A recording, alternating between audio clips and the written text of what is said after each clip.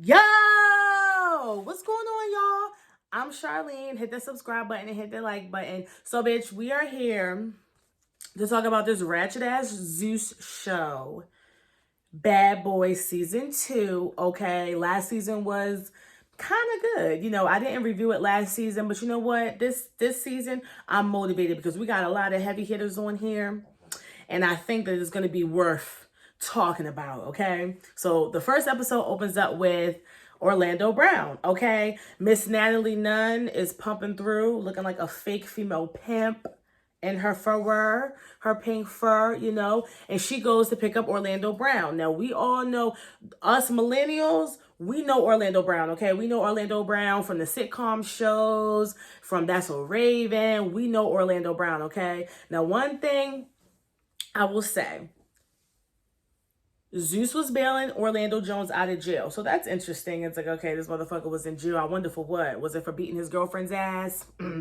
But they bail him out of jail, and he comes outside to meet Natalie. And when I tell you, I did not know this man was that short. Now, I knew that he was short, but I didn't know he was like that short. Like, he's so tiny. Like, he looked like Natalie, like little 8-year-old son. Like, he was so little. And I say, you know what? That's why he be wilding like that. It's always you short, teeny, tiny, miniature motherfuckers that be walking around wilding and shit. Maybe because you feel like, you gotta, be a man or whatever, because you little. But I was like taken aback, like, oh my goodness, he is so tiny. But nonetheless, Orlando Brown, okay? So he's putting on the show. Natalie tells us that, they didn't spend 25 grand to get him out of jail, which is a lot of money. So he probably was like, okay, they bailed me out of jail. They probably paid him a couple dollars. So he said, you know what, I'm gonna turn up for the camera. So he's acting a complete fool. They take him to go get his paperwork, take him to go get his, see his lawyer and everything like that. And I knew that mother, Nessie, I follow Orlando Brown like throughout the years, and we all know that Orlando Brown is a little touched. But when I knew for a fact that Orlando was really touched, when he sat up there and said that Natalie Nunn was like Rihanna, I was like, okay, yeah, that nigga be smoking on that. Because what are you talking about, sir? Like, now you're just saying anything. Like, relax, okay? You ain't got to lie. You can say that she looks nice. She's a decent looking girl, but you ain't got to lie. Okay? Compare her to Rihanna. I'm like, boy, bye. So when Orlando Brown goes to see his lawyer, he basically tells him, like, you're going to be on house arrest so that they can know where you are, blah, blah, blah, blah, blah. But basically, long story short, the lawyer basically told him that he stank. And I thought that was hilarious. You know what I mean? He told Orlando Brown, go take a shower, get out of my office. Like, you stink. I thought that was hilarious. You know what I mean? I'm like, dang, we're not on TV, not on the app. So then Natalie takes Orlando Brown to this cheap ass hotel. Like, the hotel looked like the setup for like that 70s show or like some old ass sitcom from the 90s. Like, or the early 2000s. Like, they put Orlando in this raggedy ass Airbnb, but his ass was happy about it because according to Orlando Brown, he said that he was pissing and shitting and cooking his noodles in the same goddamn bowl. So, that Airbnb was probably love to him.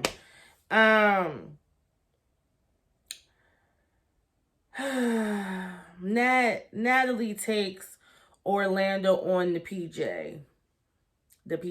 Now, we didn't already know from Baddies that Natalie Nunn is famous for pulling a PJ and parking it in the parking lot and doing a scene on the plane and acting like they in the air. You know what I'm saying? So we're not going to act like... So I'm really want to know, did Natalie take Orlando on the PJ, or did they just do that for the scene and then they got out and got in the Sprinter?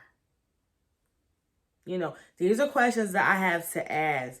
Then Orlando gonna go, he can get his hair cut and get Zeus all cut in it, Zeus on the side. I'm like, yeah. They paid Orlando good money, and that motherfucker was happy he got bailed out of jail. Because I'm like, it's not that serious. You ain't gotta do the Zeus design and all that. Like, it's not that deep. So then we meet the other boys. Natalie, brings Orlando to the photo shoot. And we meet the boys, you know what I'm saying? So they got their outfits on, their earrings, you know, old up, driving in their old school cars, their motorcycles or whatever. And then Natalie pulls up, looking a mess. You know, one thing about that Natalie, you know, she's an interesting woman. Because girl, the outfit was a mess. It was like I understand where she was going. She had on the labels, she had on the Fendi glasses with the matching sandals and whatnot, but it's like, girl, like the bodysuit was just not giving sandal. Like, you know what I'm saying? But see, Natalie gives that she done gained so much weight and she's so thick that them heels probably wearing her out. She probably can't walk in heels to save her life. So she's like, you know what? I'm going to put, you know, these sandals on, because it seemed like every reunion she's wearing tennis shoes. Throughout the season, she be wearing sandals and flip-flops. So it's like, girl, Natalie probably can't even do what she need to do in some heels. But anyway, Orlando is the littlest one. All the people is taking pictures. Everybody is standing in line, and Orlando is the littlest one. Okay, that's a damn shame. So then we come up on our first bad boy, Raz-B. You know, Raz-B, he's always been a little bit weird. He always was my least favorite in B2K. But, you know, I really appreciate the fact that Raz-B is comfortable about talking about his, you know, the abuse that he went through as a kid. Because I feel like a lot of guys, they don't like talking about, you know, women. They're like, oh, you know, this happened to me. Oh, this happened to me. But a lot of men, you know, they rarely, you know, openly talk about, you know, sex abuse and stuff like that was done to them, especially by other men. So, you know, I really respected that. Like, I like Raz-B. Like, that made me like him, like, a little bit more. Because, you know, I don't think he's, like, that cute. And, like, he wasn't, like, really, like, my favorite B2K person. But I was like, that's dope. Because most men will not talk about it and then be walking around beating the hell out of their girlfriends and taking, you know, going to jail and doing this and a third because they can't talk about their feelings. So, I like that about Raz-B. So then we, you know, they introduced Carry On, Mr. Kirk Franklin's son, you know, Boo Boo, girl, nobody cares. You know, he's straight. You know, he goes by the Texas Wood. He clears up the accusations about the murder. Now, do y'all remember when it was that whole tea when Carry On was got? Now, Carry On was making it seem like it was two different things. Like, he got wrapped up in a murder case and he was driving a car of a woman that he wasn't supposed to drive. But from what I understood about what happened when he got arrested was he was driving the car of a dead woman. So, I don't know. But he basically said that shit was not true. It must not be true because that motherfucker ain't in jail. You know, I assume, like, if you're, like, involved in, like, a murder and, like, you did something bad, like, one thing about America and one thing about the justice system, they gonna put a nigga in jail. It ain't gonna be no hold up. It's not gonna be, you know, put on the back burner. It's not gonna be closed out. One thing them motherfuckers gonna do is put a nigga in jail. So if he did something wrong, I really do think that, you know, something would have happened. So he probably telling the truth. Then we, you know, meet Anthony Loose Booty. You know, he has some nice plump lips. And I'm not trying to be shady when I call him Loose Booty. He was the one who got on a podcast and said that he let 6 or 7 guys bang and bang and bang him back to back, and he liked it. And I'm not judging. You know what I'm saying? But he was the one who said, he was like, you know, I be shitting on these niggas. I'm like, I bet shit is. You know what I mean? You know, loosey goosey. So, but he looked nice though. He looked nice. Like his mug was mugging. You know, he had on his Fendi. He had on his matching designer. So, you know, whatever. You know, these are guys that, you know, we know from the past pretty much. Besides Raz-B, he wasn't on Bad Boys, but like we kind of know him because I've been knowing him since I was 12. So you get what I'm saying? So it's just like, okay. So then we meet Mr. Mo City JB. Now, Mr. Mo City JB, now he said he's straight. Now, you know, I see a little Burger King zesty sauce down in there. I see it. He might be bi. He might be bi. Because, you know, I might be one of the only girls that I really like believe that men can be bisexual. I really do. I really do. If your penis gets hard for a vagina and it gets hard for male booty hole, then you like both. Or dick. You know, you like both. And I feel like sometimes men get a bad rep, and that's why they don't like talk about it. Just like women, you know, who like men, who like women, you know, like to have fun or whatever. But only want to be exclusive with men. I feel like men don't really get that luxury of like, I am physically attracted to both sets of human beings, but I want to be in a relationship with a woman. Like, I don't want to like wife a nigga. Like, but you know, I like dick. Like, you get what I'm saying? So that sounds weird. But it's true. So Mo City, he gave me Bible. When I tell you Mo City is fine as shit, Mo City is fine. I was like, damn. Like, looking at his face, like, it's just so pretty. Like, damn. I'm like, if he had a daughter and his daughter, like, had his face, she would be pretty as shit. I'm like, that nigga is fine.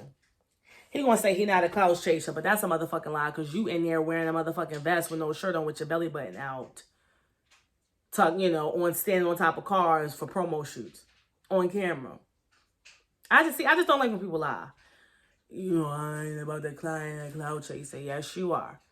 Clout means attention. You're wearing a belly shirt on top of a car on a very poppin' TV app network, you know, taking photos. So, girl, don't lie. So then we get introduced from Prince. Now, y'all know Prince. Prince is from Love and Hip Hop. Prince is that nigga that got his ass beat by Tory Lanez and Tory Lanez bodyguards. And then he sued and got money. But then I guess that he wasn't satisfied with the money or something like that. So he like returned the money and then tried to sue Tory Lanez for more. I don't know if I'm telling that story right, but it's something to that effect. All right. So we meet Prince. All right. Now he's straight too. Now, you know, Prince has 5 piercings. He wears belly shirts too. He got a big ass dick though. You know, Prince is fine. Prince is handsome. Prince is cute. But you know, it's like these guys that sit up here and they say that they straight. I just be so confused. Like, I just feel like I will understand it more if you said that you was bisexual. You know what I mean? But hey, who am I? So that's Prince. Then we meet Armin Banga. I don't know how to say his first name, but Banga. Now, he's about 1 inch taller than Orlando Brown. So he's a little mini, you know, bite-sized snickerdoodle. But he looks a mess. I'm sorry to say it. And I feel so bad because I can tell from his accent he's from DC. Like, I can tell he's from the DMV from his accent. They didn't say where he was from, but mark my words. Banga, he's from DC. Like, I could just tell all in his accent. I could tell, I can't even talk. I can tell all in his accent, like, he gives DC. So, you know, I don't really want to, like, read him like this, but the Timbs and the jacket, and I'm like, I didn't like it. I didn't like it. So then we go on to Chef D. Now, see, I heard about Chef D. You know, I heard about Chef D, but just I just heard about Chef D, but I never seen him. I never knew what he looked like. Like, I never knew what type of food that he cook or whatever. But I was like, he's a big man. You know what I mean? Now, you know, he's very catty. He's very witty. He talks very fast. Like, you know what I'm saying? So, you know, when I first saw him, I was like, yeah, he's going to give us a show. Whatever. Then we meet Big Lou. He's Jamaican. Now, Big Lou,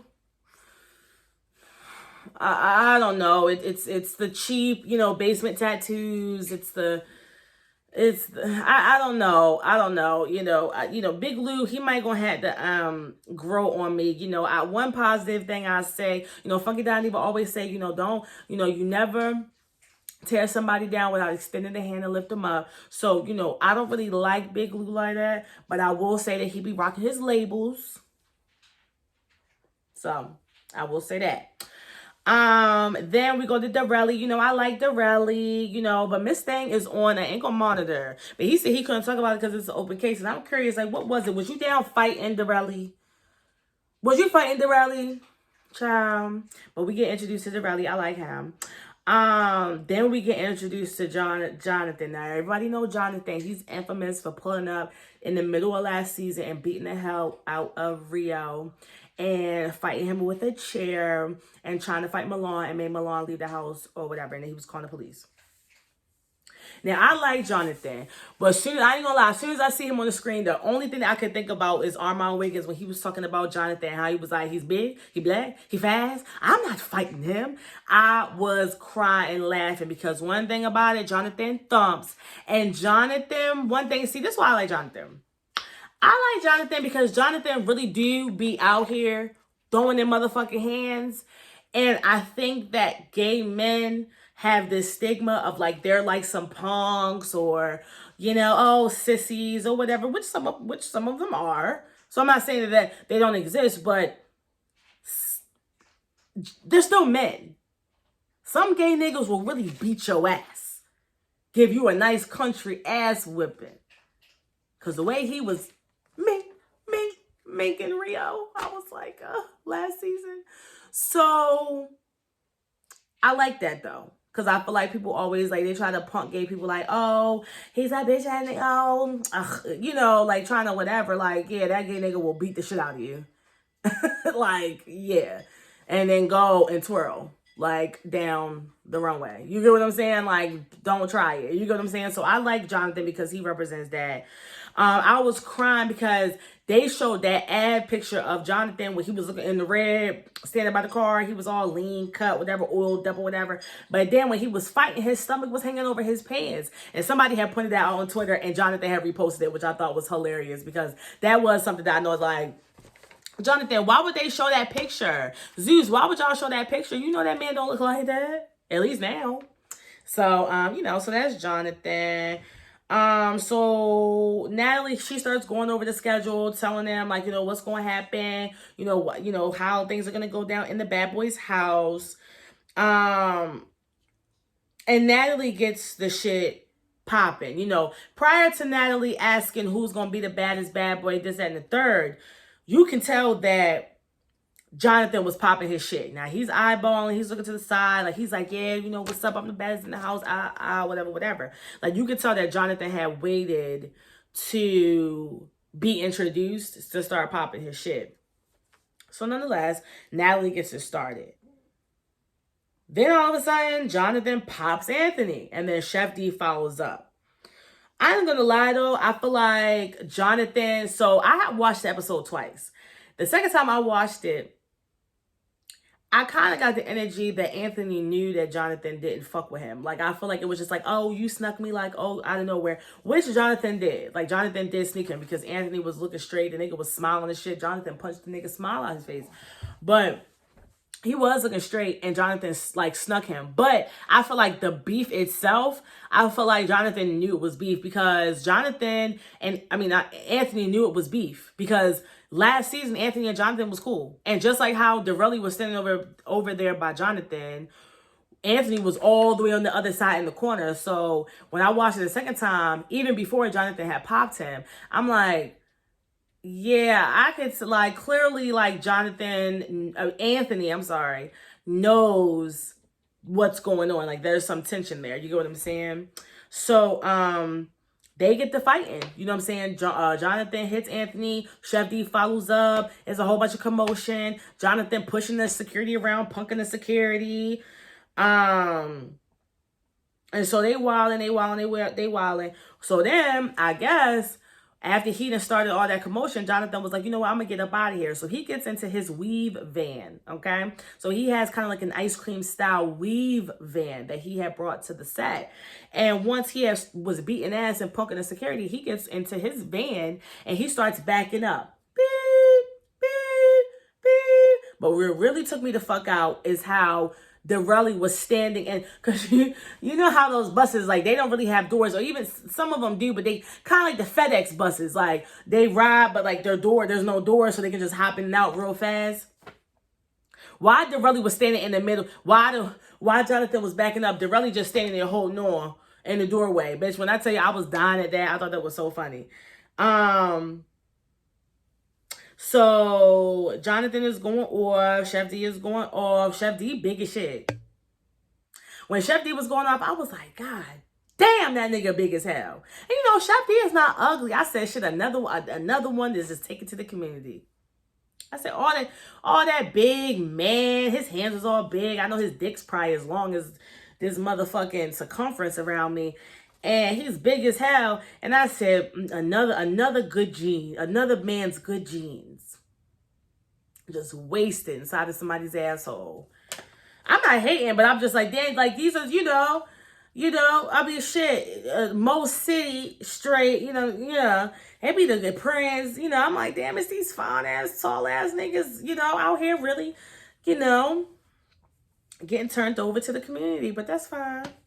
So all this is going on, and so as the episode is going on, I'm really starting to dig Raz B. I appreciate that Raz B went to go check on Anthony. I thought that was really sweet, you know what I mean? So, Raz B's like, are you good? You good, whatever.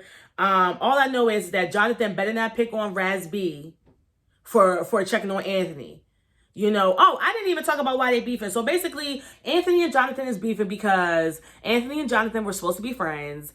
And the guy, Rio, that Jonathan beat up last season, I guess Anthony would kind of befriended him and was inviting him to the club that he owned. So Jonathan took that as disloyalty. And so that's why he attacked him at,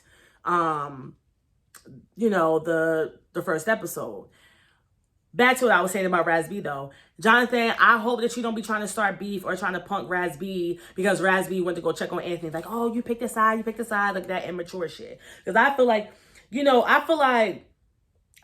when I watched the episode the first time, like I was kind of like, Jonathan, like that's petty. Like, just because Anthony has somebody at their club, like at his club, who cares? Like, it's not that serious. You get what I'm saying?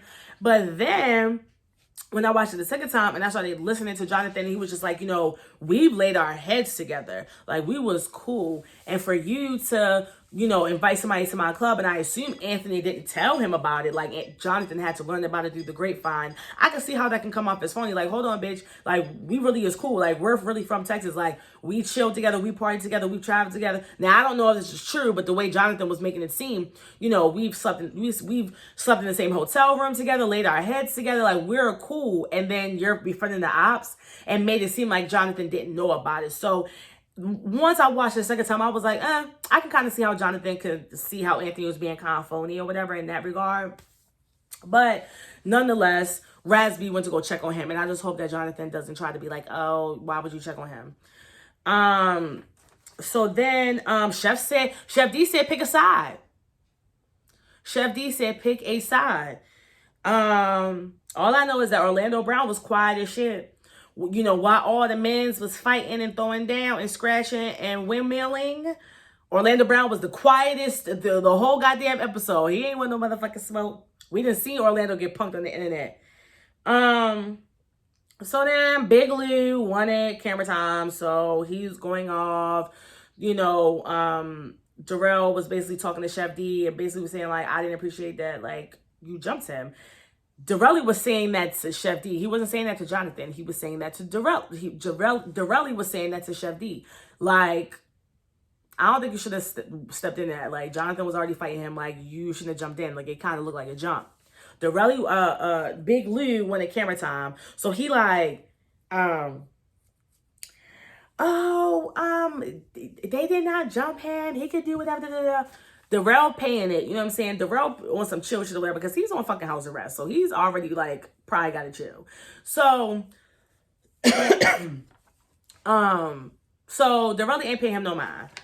As the episode goes on, Banger goes to check on Anthony, and I like that, you know what I'm saying? I feel like sometimes because somebody might be scared, I don't like that. Like, it's okay to go check on somebody, even if they might have got beat up, or even though they might, not have the, upper hand in the situation, because, I think it's fake for everybody to go towards, the person that's like, the victor or whatever, because I feel like, are you scared of him? Like, you know what I'm saying? So I appreciate that Raz B, Banger, they went to go check on Anthony. Like, they don't know neither one of them. They don't have beef with either one of them. You get what I'm saying? So I feel like as Big Lou, he trying to pick a side. Like, he trying to be on Jonathan's side and kiss ass.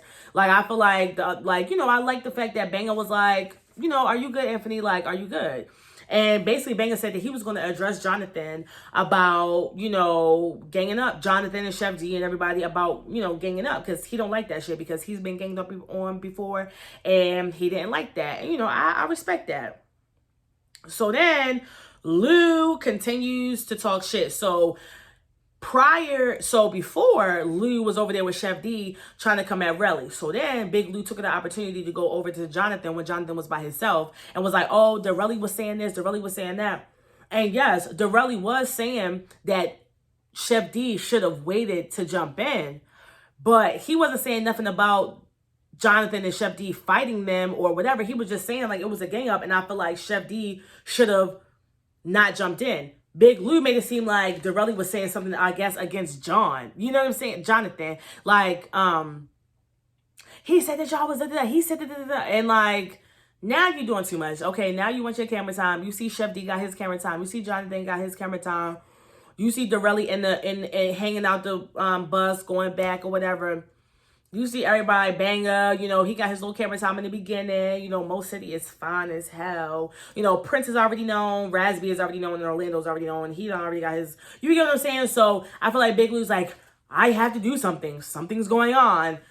So he went to Jonathan and ran his mouth and ended up getting beat up by Darelli. So that was that. The next episode looked like it's going to be crazy. It looked like Chef D and Anthony is going to go head up. It looks like Jonathan is going to bring back Rio's braids. I mean, it's a lot going on, but you know, I'm here for it. And that's my review. Please like, comment, subscribe, and share the video online. And until next time, deuces.